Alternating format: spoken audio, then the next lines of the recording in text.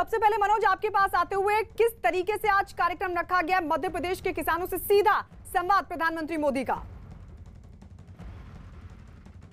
गायत्री, जैसा कि मध्य प्रदेश में शुरू हुआ था, हालांकि देश के दूसरे भागों में भी हुआ, लेकिन यहाँ पर लगातार मध्य प्रदेश की सरकार ने किसान सम्मेलन किया और उसमें तमाम नेता, चाहे वो केंद्रीय मंत्री, कृषि मंत्री नरेंद्र सिंह तोमर हो, मुख्यमंत्री शिवराज सिंह चौहान हो और धर्मेंद्र प्रधान पेट्रोलियम मंत्री कैलाश विजयवर्गीय जो कि बीजेपी के महासचिव हैं, इन्होंने सबने पहले यहाँ पर बीते 2-3 दिनों में मध्य प्रदेश के इंदौर, भोपाल, ग्वालियर, जबलपुर, रीवा सभी जगह पर किसान सम्मेलन हुए। और अब आज जो कार्यक्रम है ये वर्चुअल रैली है।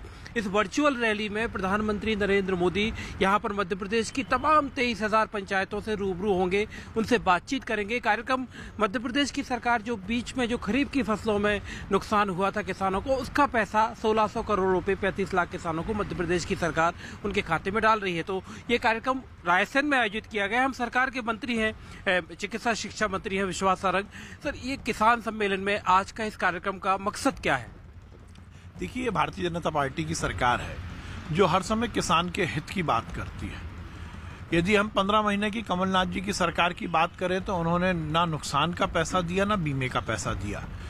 मुख्यमंत्री शिवराज सिंह चौहान जी के बनते ही पहले हमने लगभग 3,500 करोड़ रुपए किसानों के खाते में डाले और आज माननीय प्रधानमंत्री जी के मुख्य आतिथ्य में जो कार्यक्रम हो रहा है, जिसमें माननीय प्रधानमंत्री जी सीधे किसानों से बात करेंगे, उसमें लगभग 35 लाख किसानों को लगभग 1600 करोड़ रुपए दिए जाएंगे। देखिए, यही सबसे महत्वपूर्ण बात है कि एक तरफ तो कांग्रेस और विपक्षी दल बिना किसी मुद्दे के विरोध कर रहे हैं, हम तो किसान के हित की बात कर रहे हैं। मध्य प्रदेश हो या देश के बाकी राज्य जहां भारतीय जनता पार्टी की सरकार है या देश में जहां भारतीय जनता पार्टी की सरकार है, हमने हर समय किसान के हित की बात की। लेकिन जो किसान के हित की बात आप कर रहे हैं, तो 21 दिन से किसान आंदोलन कर रहे हैं, ये भी एक सच है। देखिए, मुख्य मुद्दा यह है कि आंदोलन किस बात पर? क्या किसान को अपनी फसल सही रूप में बेचने का अधिकार नहीं है? देखिए, अंग्रेजों ने, नवाबों ने और कांग्रेस ने इस देश में किसानों को दबाया। दुनिया में कहीं भी आप देख लीजिए, किसी भी प्रोडक्ट की बात करें, किसी भी उत्पाद की बात करें, उसकी कीमत को निर्धारित करने का अधिकार किसको है? जो उत्पादन करता है।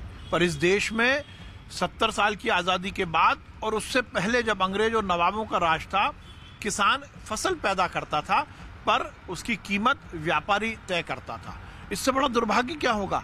यदि मैं कोई वस्तु बनाता हूं तो मुझे अधिकार है कि मैं उसकी कीमत को निर्धारित करूं। इस कृषि संशोधन विधेयक में क्या है कि किसान यदि अपनी फसल उगाएगा, उसको पैदा करेगा, तो उसको कीमत का निर्धारित करने का अधिकार भी उसको होगा। इसमें गलती कहाँ है?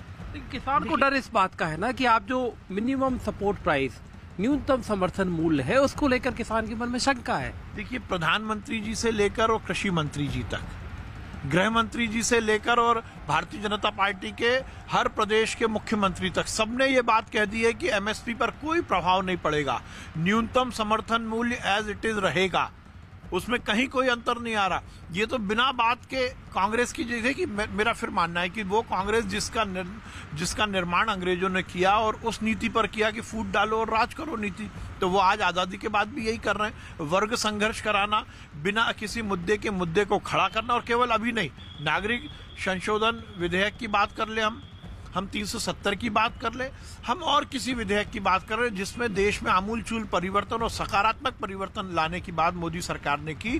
कांग्रेस और वाम दलों ने र्यूमर फैलाकर, अफवाह फैलाकर इस देश का माहौल बिगाड़ा और यही इस विधेयक के विरोध में हो रहा है।